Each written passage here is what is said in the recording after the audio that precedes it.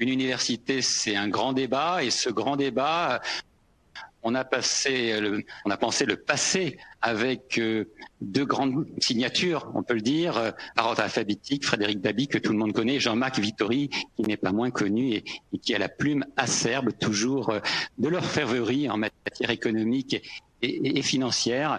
Alors on va commencer par Frédéric Dabi. Le thème, c'est peut-on enchaîner les reconfinements? Alors moi, Frédéric Dabi, puisqu'on vient de quitter Alexandre Dublanche, je voulais avoir votre avis sur est-ce que finalement cette crise, la question que j'ai posée à Alexandre Dublanche, c'est pas l'arrivée en première ligne sous les projecteurs des régions à travers les aides et l'interaction politique et le rôle du territorial sur le national? Je partage complètement votre point de vue, cher Bernard. Bonjour à toutes et tous et merci de votre invitation à ce débat.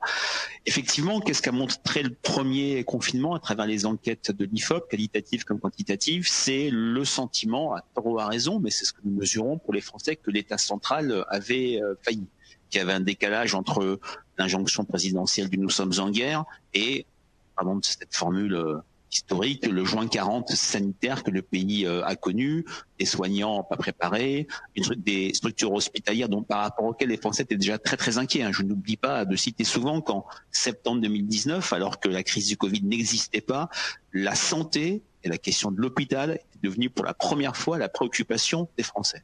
Et face à cette faillite de l'État central, cette faillite perçue, ce sentiment que l'État n'était pas à la hauteur, ce qui n'a pas empêché une cote de popularité très forte pour le président, un état de grâce pour Édouard Philippe, il y avait une dissociation dans l'opinion publique, on a vu des acteurs périphériques et locaux émerger.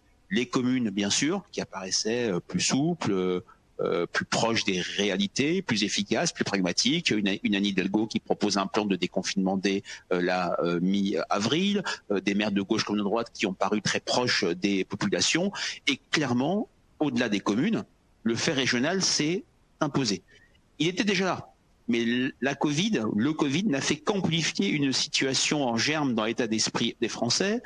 Ces régions beaucoup plus grandes, souvent territorialement, après la réforme de 2013-2014. Ces régions, si je puis dire, incarnées par des personnalités connues, reconnues, certaines même présidentiables. Un des lointains prédécesseurs de Valérie Pécresse, vous parliez Bernard de l'Île-de-France, était Monsieur Giraud, qui est extrêmement peu connu dans l'ensemble des Français. Aucune comparaison avec Valérie Pécresse. Et très clairement, le fait régional s'est imposé. Je le vois dans des questions toutes simples. Il y a encore quelques années, quand on interrogeait les Français sur avec des questions un petit peu artificielles, mais quel est pour vous l'échelon territorial de trop, s'il fallait faire des économies. Et la région sortait assez souvent. Là, depuis maintenant, allez, 1 an ou 2, ce n'est plus jamais la région, ce n'est bien sûr pas la commune, c'est le département. Donc le fait régional s'est clairement imposé et on voit. Alors on n'est pas sur une logique de Länder, il n'y a pas la même histoire entre la France d'un côté, l'Italie ou l'Allemagne ou l'Espagne de l'autre, mais on a très clairement une confiance des Français sur la gestion régionale. IFOP a fait après le confinement, le premier confinement devrais-je dire, des enquêtes dans 6 régions, de gauche comme de droite, c'est pas une question politisée, et très clairement les personnes interrogées en Occitanie, en Île-de-France, dans les Hauts-de-France par exemple, avaient le sentiment que la région avait été présente avec notamment la distribution des masques et qu'elle avait été, je dirais, qu'elle avait suppléé les défaillances perçues de l'État. Et puis peut-être aussi, en complément, dans le petit, l'infiniment petit, mais important sur le territoire, c'est le rôle des entreprises de proximité qui apparaissent comme indispensables non seulement aux consommateurs, mais à un écosystème pour éviter cet effet de domino. Ça se traduit aussi dans les enquêtes que vous avez pu mener, Frédéric Dabi? Oui, ça se traduit complètement. La toile de fond, quelle est-elle? C'est une inquiétude sur les conséquences économiques de la crise qui est absolument massive. Je le dis toujours, l'inquiétude sanitaire est très forte et elle a augmenté ces derniers temps avec cette deuxième vague et toute cette demande d'hyperprotection de la part des Français. Mais depuis avril dernier, quand on interroge dans nos 2 gros indicateurs, IFOP JDD ou IFOP Sud Radio CNews, l'inquiétude économique, l'inquiétude sanitaire, depuis avril, l'inquiétude économique est plus forte que l'inquiétude sanitaire et les Français ont anticipé le cataclysme ou les mauvaises nouvelles économiques qui arrivent. On n'est pas du tout, Bernard, dans le contexte de 2008-2009 où après la crise financière, il s'était rien passé et le chômage n'avait augmenté qu'1 an après. D'où des Français saisis et qui avaient fortement reproché au pouvoir en place la montée du chômage. Là, On n'est pas dans ce contexte-là. Et une fois de plus, la Covid n'a rien créé. Elle n'a fait qu'amplifier des tendances à l'œuvre. Des tendances, quelles sont-elles? On l'avait vu dans une enquête IFOP CPME d'Île-de-France sur la proximité avec les TPE, qui sont vraiment les entreprises de proximité. Le regard globalisant des Français sur les entreprises qui étaient avant idéologisées et complètement je dirais passé de mise. On a des propos très positifs sur la TPE, sur la PME, souvent à la pointe du combat, si je puis dire, à l'international. Les jugements restent toujours un peu plus sévères sur le grand groupe, qui doit toujours prouver sa bonne foi, son intérêt général et sa contribution, si je peux dire, au point commun, mais très clairement, de la même manière d'ailleurs que pendant la crise des Gilets jaunes, les entreprises ont été exonérées de toute responsabilité et au contraire, elles ont contribué, notamment dans les commerces de proximité, à recréer du lien social que ce confinement, ce premier confinement, cet événement inouï, hors norme, inédit, avait créé. Merci Frédéric. Jean-Marc Vittori, Frédéric Dabi vient de le dire, on n'est pas dans le contexte de 2008-2009. D'une part, les moyens ne sont pas les mêmes. Le rôle de l'État en matière financière est phénoménal. On a un rôle en matière de chômage partiel qui n'était pas connu en 2008-2009. Et puis, vous, en tant qu'analyste, il y a aussi une référence par rapport à la grippe espagnole, par rapport, il faut le dire, à un contexte mondialisé qui nous rappelle que peut-être on va vivre avec ce Covid pendant un certain temps et qu'il faut s'en sortir. Quelle est votre analyse, non seulement politique, mais aussi plus économique sur la situation que nous vivons aujourd'hui et peut-être les remèdes qui ont été mis en place? Ce qui est très compliqué, c'est que c'est une situation qui est complètement surdéterminée par la situation sanitaire. Ça ne s'est jamais vu à ce point. Vous parliez tout à l'heure de la grippe espagnole. La grippe espagnole, elle est apparue en 1918. La France était en guerre. Elle avait d'autres soucis. Et donc, l'impact sur l'économie avait été très, très différent, très diffus. Et aux États-Unis, il avait aussi été d'une nature assez différente. Là, on a un impact sanitaire sur l'économie qui est absolument brutal et qui est sans précédent. Une chute de production de 20% en 6 mois. Ça ne s'est tout simplement jamais vu dans l'histoire de notre pays. Une brutalité absolument incroyable. Un rebond aussi. On aime bien parler des mauvaises nouvelles, mais il y a aussi eu des bonnes nouvelles. Il y a eu un rebond de l'économie de 17-18% au troisième trimestre. Ça aussi, c'est sans précédent. On vit dans une économie qui est complètement surdéterminée par le sanitaire. Et pour essayer de se projeter dans l'avenir économique, il faut essayer de se projeter dans l'avenir sanitaire. Or, cet avenir sanitaire, il n'est qu'une longue série de points d'interrogation sur des points absolument clés. Les enfants, comment les enfants contaminent, ne contamine pas les adultes, sur les modes de diffusion. Est-ce que on a beaucoup parlé de l'aérosolisation, la diffusion des virus dans l'air. Sur tous ces points absolument clés sur la diffusion de l'épidémie, on n'a pour l'instant pas les réponses. Et donc c'est extrêmement difficile de prendre des mesures. Même le premier confinement avait été d'une violence symbolique extrêmement forte. Parce qu'on n'avait pas les informations. Là, on a un peu plus d'informations. On essaie de faire un confinement un peu plus subtil. On voit que ça pose plein de problèmes, des problèmes économiques, des problèmes politiques aussi, puisqu'on a une acceptation qui est beaucoup plus difficile à conquérir sur ce confinement. Et donc, c'est vraiment la situation sanitaire qui surdétermine complètement l'économie. Et donc, pour se projeter dans l'avenir, il faudrait pouvoir se projeter sur le plan sanitaire. Or, aujourd'hui, sur le plan médical, quand vous écoutez les médecins, quand vous écoutez les épidémiologistes, on ne sait pas. Alors Jean-Marc Vittori, vous l'avez évoqué, capacité de rebond et rebond qui a été exceptionnel entre juin et juillet, il faut le dire, puisque y compris les analyses de la Banque de France étaient extrêmement positives sur la capacité de gagner 3 ou 4 points de PIB par rapport à ce qui était annoncé préalablement. Moi, je voulais avoir votre sentiment. Est-ce que aujourd'hui, on est au deuxième reconfinement, après un couvre-feu. Ce matin, on a annoncé peut-être, si vous me le permettez, un peu rapidement, qu'il y aurait un couvre-feu à 21h. J'ai cru comprendre que ce n'était pas le cas. Est-ce qu'on peut vraiment vivre de confinement en reconfinement et garantir cette capacité de rebond qui a été exceptionnelle? Est-ce que vous croyez que ce reconfinement et ce rebond va être perpétuel ou pas? Je ne sais pas. On n'a pas le choix de toute façon. Encore une fois, c'est la situation sanitaire qui surdétermine la situation économique. On a eu une sortie du premier confinement qui a été assez favorable parce qu'il y a eu des mesures très efficaces. Vous avez évoqué les mesures de chômage partiel qui ont permis de limiter la casse dans les entreprises. Il y a aussi eu le prêt garanti aux entreprises dont parlait François Villeroy de Galhau tout à l'heure, qui a permis aussi à beaucoup d'entreprises de pouvoir faire la soudure, ce qui est vraiment un point absolument clé. Donc ça a été fait. Ces mesures, elles ont été prises en particulier en tenant compte des leçons de la crise de 2008-2009. Ça avait été le chômage partiel avait été fait en Allemagne, on ne l'avait pas fait en France, et on s'est rendu compte que c'était quelque chose de très utile. Et donc on a tiré les leçons de ce qui s'était passé pour l'appliquer. Donc on a un effet d'apprentissage, on apprend. En même temps, on a un effet d'épuisement. Et ça, Frédéric pourrait aussi en parler parce qu'il le voit, j'imagine, à travers ces enquêtes. On a un effet d'épuisement, on a un effet d'épuisement des individus, on a aussi un effet d'épuisement des entreprises. Quand on discute avec des chefs d'entreprise, ils ont passé le premier coup. Voilà, ils ont fait un effort, ils ont trouvé les moyens, ils se sont arrangés. Le deuxième, c'est plus compliqué, c'est plus difficile, le rebond va être plus difficile. De toute façon, on n'a pas le choix. Moi, ce qui m'inquiète, c'est l'ombre portée après. On sait qu'il y a toute une série de mesures qui ont été prises. Donc, on parlait du chômage partiel, on a parlé du PGE, on a parlé on pourrait aussi parler des reports de cotisations, d'impôts, mais qui va finir. Qu'il va falloir finir par payer. Il faudra quand même les régler. Voilà, on est bien d'accord. Et à ce moment-là, les entreprises ont aussi besoin d'argent pour financer le développement de leur activité. Leur besoin de fonds de roulement va s'accroître. Donc, il va y avoir un moment qui va être très très difficile. Oui, Jean-Marc Vettori, vous dites que le sanitaire surdétermine l'économie. Tout à l'heure, le gouverneur disait, mais en fait, il n'y a pas de confiance économique pour le consommateur s'il n'y a pas de confiance sanitaire. Et donc aujourd'hui, on a l'impression que l'ensemble des acteurs, entreprises, particuliers, sont un peu fébriles. On a le sentiment qu'on a à la fois besoin de garder son esprit calme, mais d'agir aussi, et agir dans une certaine unité. Alors je me tournerai peut-être vers l'IFOP, agir dans une certaine unité dans un pays comme la France aujourd'hui, comment vous voyez ça?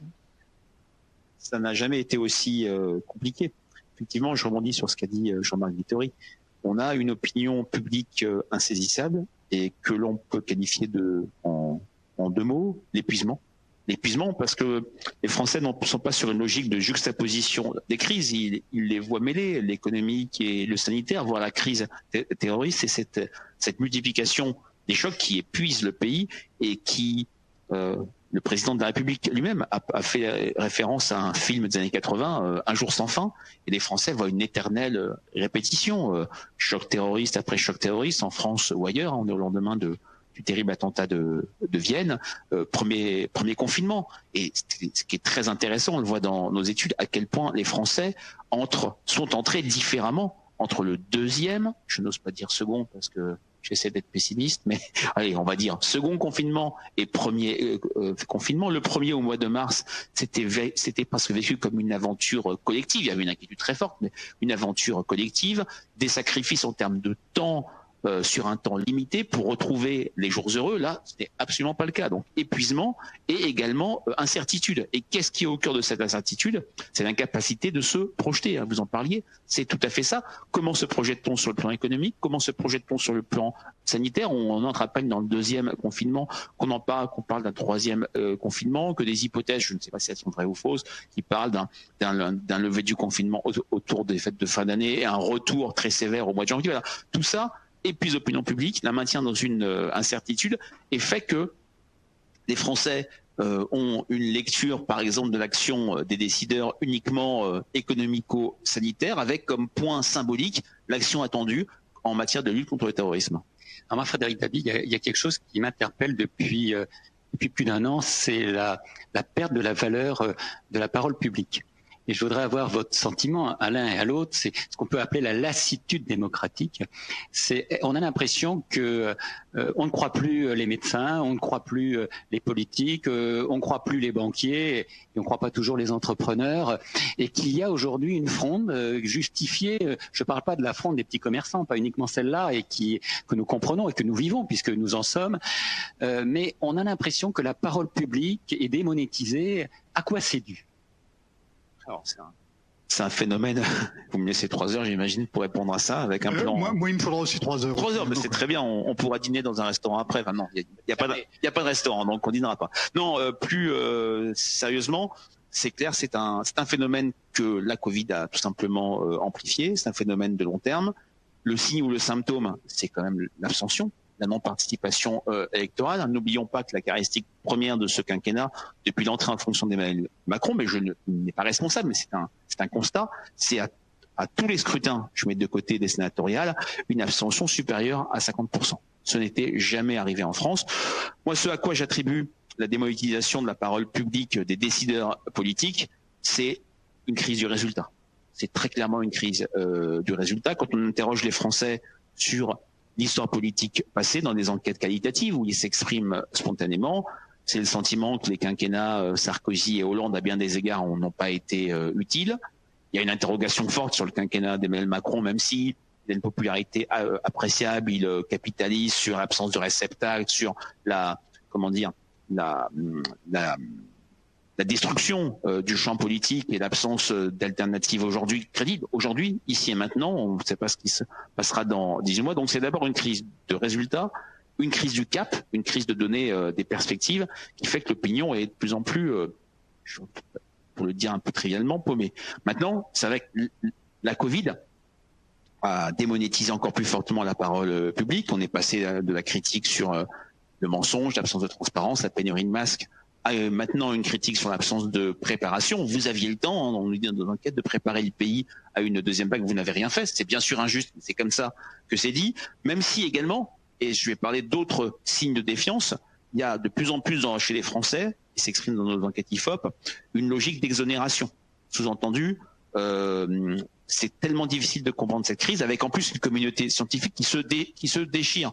On est le 3 novembre et le temps compte. Il y a à peine 15 jours, on avait vu sous nos yeux ébahis, sur une chaîne d'information, 2 spécialistes de santé, M. Toussaint et M. Blachier, se hurler dessus sur une deuxième vague. Voilà, 15 jours, c'est du temps hyper court, Bernard. Ce n'est pas du temps long. Quand on voit où est-ce qu'on en est aujourd'hui, tout ça, je dirais, sape la confiance des Français dans la parole publique ou la parole des décideurs. Il y a une très forte confiance dans la parole de proximité, son médecin, l'enseignant, le petit commerçant qui bénéficie d'un véritable crédit, et une défiance de plus en plus forte pour les raisons que j'ai évoquées un peu rapidement, pour le méta-décideur, celui qui ne nous donne pas le cap et qui ne nous ramène pas vers les jours heureux. Les élus locaux échappent très fortement à cette défiance, c'est notre propos du début. Alors cette démonétisation de la parole publique. À la Banque de France, on n'aime pas la démonétisation. Non, surtout qu'on est de plus en plus dans le sans contact en plus, donc il n'y a pas de problème. Mais Jean-Marc Vittori, c'est valable aussi pour les journalistes où la parole aujourd'hui, elle chasse l'autre. On voit bien l'émergence des chaînes info, les difficultés parfois de débat en profondeur. Vous le percevez comment, vous, sur ces 10 dernières années, comme l'a fait Frédéric ? Alors, d'abord, je serais tenté de rajouter ou d'amplifier la crise du système politique français, un système politique qui s'épuise lui aussi, de la logique de la Ve République, avec notamment le système à 2 têtes, Premier ministre, président de la République, une assemblée qui a du mal à fonctionner et à trouver sa place. Alors, je pourrais dire ça, mais en même temps, quand vous regardez, aux États-Unis, c'est compliqué aussi. Au Royaume-Uni, on n'en parle même pas. En Espagne, voilà. En Italie, ils ont trouvé un président du Conseil qui a l'air de tenir la route, mais on sait que dans 2 ans, ça sera radicalement différent. Voilà, donc ça se retrouve dans tous les pays. Donc, je pense, il y a évidemment des facteurs nationaux, il y a aussi des facteurs, je pense, plus profonds. Je pense qu'on a vraiment une crise du débat. Vous évoquiez tout à l'heure les scientifiques qui s'empaillaient, les politiques s'empaillent aussi parfois de la même manière. Je pense qu'il faut qu'on retrouve une façon de débattre, une façon de discuter que nous avons perdu. Et ce débat permettait de forger du consensus. Et ça, nous l'avons perdu. Nous l'avons perdu à la fois parce que je pense que ceux qui portaient le débat ont perdu en crédibilité parce qu'ils ont de plus en plus cherché l'audience ou cherché à séduire. Donc il y a ce problème-là. Mais je pense qu'il y a aussi la façon dont les gens s'informent, la façon dont circule l'information. C'est-à-dire, derrière, il y a aussi la révolution numérique qui aboutit à une société qui est beaucoup moins verticale, beaucoup plus horizontale, où on remet en cause beaucoup plus facilement. Et donc, où il faut aussi d'autres façons de débattre. Et ça, c'est un chantier qui reste devant nous. Alors, Frédéric Dabi, on évoquait avec Alexandra Dublanche les prochaines échéances électorales qui sont les régionales et puis les starting blocks sont là déjà pour les présidentielles puisqu'on a des candidats annoncés pour l'une et pour l'autre des élections.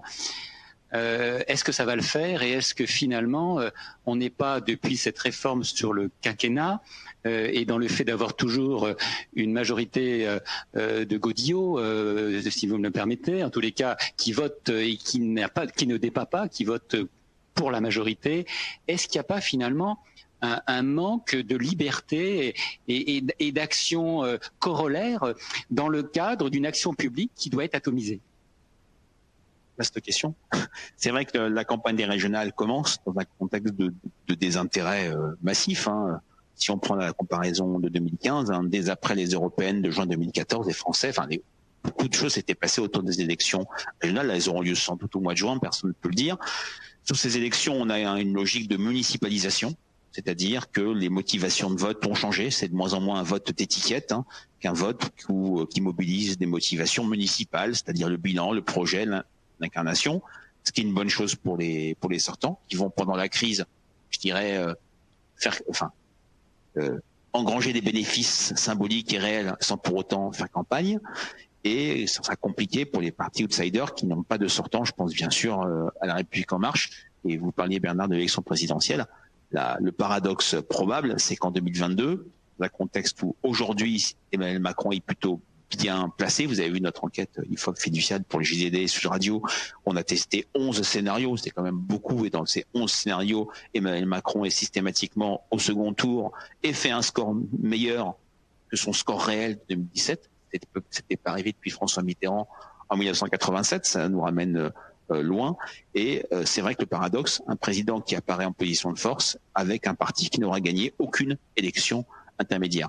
Maintenant, sur la suite de votre question, oui, c'est vrai qu'il y a le problème du quinquennat, il y a le problème de l'inversion, cette décision prise conjointement par Jacques Chirac et Lionel Jospin d'inverser les élections présidentielles et législatives, ce qui fait que oui, les législatives ont perdu depuis maintenant 1997 toute autonomie et sont maintenant indexées à l'élection présidentielle, d'où des majorités qui reposent uniquement sur l'effet de souffle présidentiel, un recrutement qui a posé problème en termes de renouvellement, même s'il a donné des choses intéressantes du côté de la République en marche, et des députés qui n'ont plus de marge de manœuvre, puisqu'on voit très bien le choix qui a été fait aux élections municipales et sénatoriales, ou plutôt municipales, ou systématiquement ou presque, ou dans une élection partielle, des députés sortants ont préféré quitter l'Assemblée plutôt que perdre un mandat local.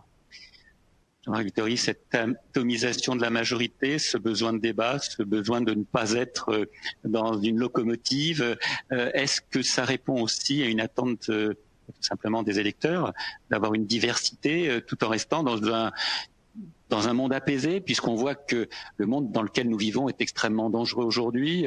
On est dans des attentats, on est dans la stigmatisation, on est dans l'anathème sur Internet, y compris dans notre monde patronal, où on a tendance à ne pas accepter le débat. Est-ce que on a besoin peut-être de retrouver l'essence de la démocratie, y compris de ne pas être d'accord? Oui, évidemment. C'est un peu ce que je disais tout à l'heure sur la nécessité de réinventer le débat. Moi, ce qui me frappe, au-delà sur le calendrier politique avec les élections régionales, où là, on a effectivement des programmes qui se municipalisent, mais et au-delà sur l'élection présidentielle, ce qui me frappe, c'est l'absence de travail, de réflexion profonde sur un programme. La droite reste dans le décor de manière impressionnante, 3 ans maintenant, bientôt après l'élection présidentielle. La gauche a un mal fou à se reconstituer. Or, on est dans un moment où il va falloir se réinventer en profondeur. Et la crise du Covid n'est qu'une étape de plus dans cette reconstruction nécessaire. La révolution numérique nous oblige à changer profondément. Ce qui s'est passé après la crise financière de 2008-2009 aussi, quand vous voyez à l'échelon international comment les cartes du monde changent avec le rôle de la Chine et de l'Asie qui devient complètement différent. Il faut penser le monde autrement, il faut travailler, il faut réfléchir. Et ce travail-là, pour l'instant, je ne le vois pas se faire. Or, il est absolument crucial pour permettre le débat et pour retrouver, je pense, un souffle dans ce pays. Alors, Frédéric Dabi et Jean-Marc, avant de terminer ce débat, Frédéric, on a vu ensemble il y a tout juste un an, quand on a lancé cette enquête Mieux vivre, mieux travailler à Paris, les valeurs que portait l'entreprise et la petite entreprise. Est-ce que peut-être, j'aimerais avoir votre sentiment, dans les 24 mois qui nous mènent au régional et à l'élection présidentielle, 18 mois, est-ce que les valeurs de l'entreprise ne sont peut-être pas celles qui peuvent rassembler l'ensemble de la population et surtout les valeurs de l'entreprise du territoire, c'est-à-dire celles qui embauchent, celles qui créent du lien sociétal? Oui, c'est tout à fait envisageable. On voit de plus en plus, c'est une tendance aussi qui n'est pas née du Covid, que le Covid a amplifié à quel point l'entreprise est dans la cité, à quel point l'entreprise n'est plus une terra incognita, si je puis dire, et je dirais, voilà, on parlait d'entreprise démocratique comme un véritable non-sens, c'est de moins en moins vrai, et c'est vrai que les valeurs du consensus, les valeurs, vous voyez, je parle pas de les valeurs du projet, les valeurs d'un projet commun, fédérateur, les valeurs du dialogue. Alors bien sûr, je ne mets pas des lunettes roses et tout n'est pas idyllique partout, mais il y a des choses par rapport auxquelles l'entreprise a donné, non pas des leçons, mais a donné un cap et un chemin par rapport à notre société fracturée, à nos débats complètement hystérisés. Je parle même pas des réseaux sociaux, c'est pas notre débat actuellement. Dans l'enquête faite il y a un an pour la CPME d'Île-de-France et de Paris, on voyait à quel point il y avait un consensus chez les Parisiens de gauche comme de droite, les électeurs de Benjamin Griveaux, d'Anne Hidalgo ou de Rachida Dati. On n'avait pas testé Agnès Buzyn à l'époque, bien sûr, sur l'entreprise à Paris. Jean-Marc Vittori, sur cette capacité que l'entreprise soit le lien pour une société plus apaisée et peut-être que la valeur travail retrouve son juste prix, si je puis me permettre. Et il est évident que dans le monde de demain, l'entreprise est ce qu'elle porte à toute sa place et qu'elle l'exercera, elle le montrera. Une entreprise qui est peut-être plus ouverte qu'elle ne le fut. Là, je parlais de l'horizontalité tout à l'heure. Une entreprise où des parties prenantes, une entreprise où chacun a son rôle à jouer. Je pense que c'est clairement l'une des pierres angulaires de cette société de demain. Frédéric Dabi, est-ce qu'on va sortir pour les petites et moyennes entreprises dès le 13 novembre ou pas de ce confinement imposé? Vous savez que la fronde gronde et elle est justifiée ici ou là. Quel est votre sentiment d'analyse? Alors, je n'ai absolument aucune réponse sur la date. Je n'ai pas le statut de gouvernant. En tout cas, ce qui est intéressant, c'est que ce conflit réactive ce qu'on appelle le clivage gros-petit, c'est-à-dire le sentiment qu'un gouvernement, quel qu'il soit, de gauche comme de droite, fait une politique en faveur des gros et pas des petits. Le petit, celui qu'il faut défendre, c'est l'entreprise, c'est le petit commerce. Même si le spectacle des grandes surfaces, pourtant, honni par beaucoup de Français, quand même ils vont faire leurs courses. Et puis dans notre baromètre IFOP JDD pour Aid Advisory, Leclerc et l'entreprise de la grande distribution ont plutôt tiré leur épingle du jeu. Voir ce spectacle de rayons librairie fermés, barrés, est absolument dévastateur quand on pense à l'art d'être français. Et clairement, il faudra trouver de nouveaux équilibres, mais où les petites entreprises ont leur place, les moyennes entreprises, les commerçants et les grandes entreprises, chacune doit avoir sa place. Et c'est vrai qu'aujourd'hui, on a l'impression qu'il y a un peu de poids de mesure. C'est la nature de ce qui se passe aujourd'hui sur le plan sanitaire, et il faudra absolument retrouver des points d'équilibre. Merci Frédéric Dabi, merci Jean-Marc Vittori pour ce débat passionnant et je laisse la parole à Jean-Pascal Prevet qui va animer la deuxième table ronde. Oui, on vous retrouve dans quelques instants donc avec plusieurs acteurs qui vont présenter les actions concrètes qui sont proposées pour vous, chefs d'entreprise.